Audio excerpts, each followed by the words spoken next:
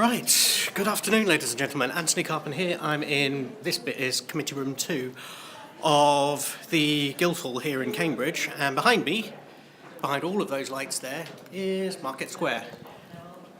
And this familiar looking face, I believe, is Eva Huttrey, first woman mayor of Cambridge.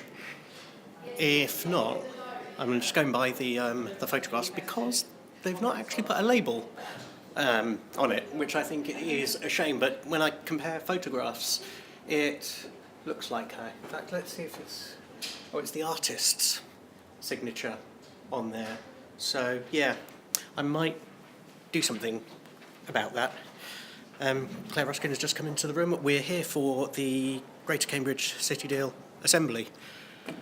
And, like I said, as you've probably seen before, the grand surroundings of Committee Room 1. Now, what we're going to be covering today, and I think this is the first time I've seen it, is we're going to be having, well, we've had petitions before, but we've got an additional evidence paper that has been put together by representatives of the Federation of Cambridge Residents Associations, and what that's primarily about is a parking survey, because one of the big issues that we've got in this city obviously is parking, and this is something that was dealt with in the Holford Wright report of 1950, and one of Professor Holford's recommendations was for new homes that were being built on the outskirts of the city, in particular in the Queen Edith's ward, where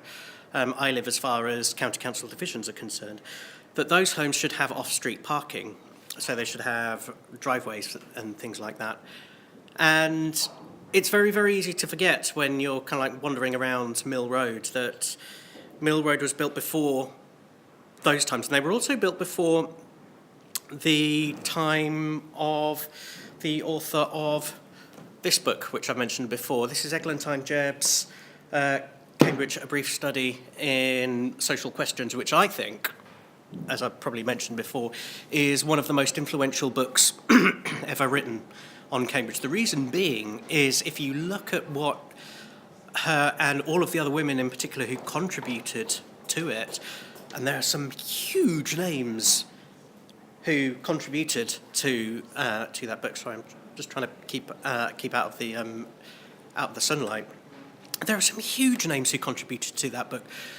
We've got Mary Paley, the wife of Alfred Marshall. Now, Mary was actually an economist in her own right, but because of the Victorian naming conventions, she doesn't get nearly as much kind of like airtime, if I can call it that, or column inches that her work actually, I think, deserves.